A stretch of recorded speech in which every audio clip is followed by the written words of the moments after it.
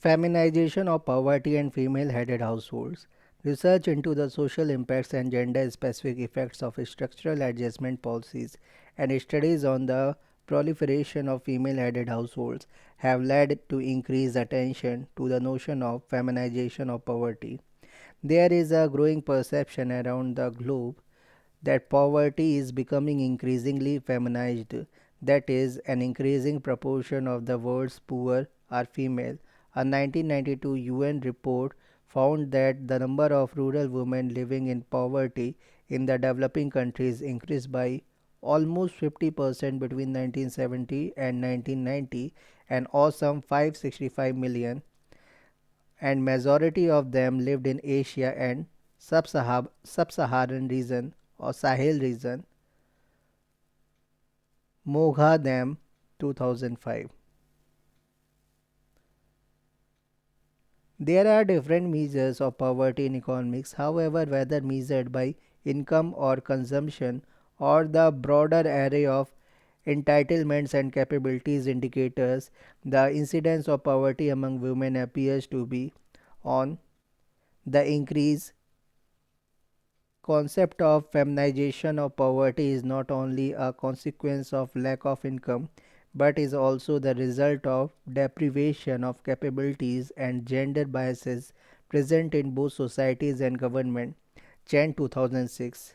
The rise in the female poverty is attributed to many factors such as population growth, the emigration of men, increasing family breakup, low productivity, are deteriorating environment and structural adjustment policies. Moghadam 2005. As you will be able to understand by now, most of these are closely associated with globalization processes. Since impoverishment of women and children is closely associated with the striking increase in single parent female headed household, focus on such household is critical to addressing the problem of feminization of poverty. Such households are at the highest risk of poverty for women due to lack of income and resources. Sarah and Pramila 2007. According to a case study of Zimbabwe, household headed by widows have an income of approximately half that of male headed households. The female headed households have about three quarter of the income of male headed household. Brenner 1987. There is a continuing increase in the number of female headed households in the world. The main factor responsible for this increase in rural area are the rise in male outmigration, occurrences of illnesses and deaths of husbands.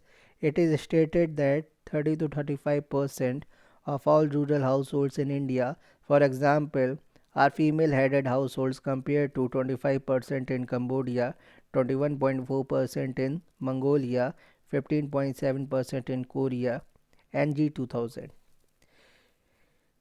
It is also important to note that female headed households are very common among urban poor as well. In both developed and developing countries, Moore 1988 states that a common feature of urban life is that many women are choosing not to marry, and a significant number of married women are choosing to live separately from their husbands. Discussing in the case of the US, Peterson 1987 mentions that women are increasingly likely to carry the primary responsibility for supporting themselves because of rising divorce rates and non marital childbearing. At the same time, many women remain locked into dead end jobs with wages too low to support themselves and their families. Child care responsibilities and lack of affordable child care prohibit many women from participating in the labor market at all. Scully 2001 discusses the case of feminization of poverty and female headed households in Morocco in the context of structural adjustment policies. In Morocco, female headed households are increasing in the urban and rural areas. A major proportion of such households are headed by widows and divorcees, where widows tend to be more vulnerable than divorcees due to their advanced age. These women are generally employed in the low paying jobs, mainly in the manufacturing industry. However, it is specifically the informal sector that employs these women, where they are engaged in little income generating activities like needlework, sewing, and knitting from home. Work in non formal or informal sector exposes women to a number of constraints and prejudices because of absence of labor laws, social security regulations, as well as social welfare benefits.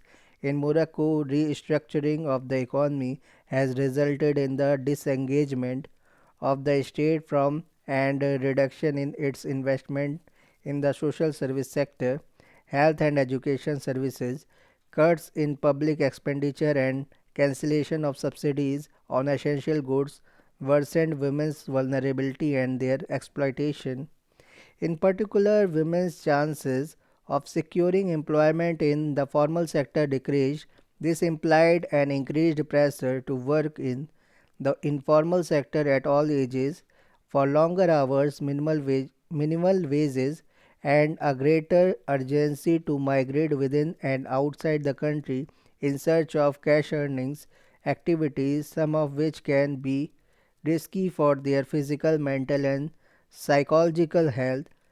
On the other hand, economic recession and restructuring, as well as socio-economic, demographic, and cultural changes, have also led to the breakdown of the traditional family support network for women in low income households in both rural and urban settings.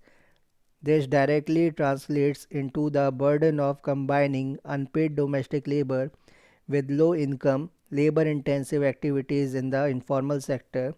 Situations very similar to this one exist in other developing countries. Another issue closely related to poverty and female headed household are the feminization of subsistence agriculture.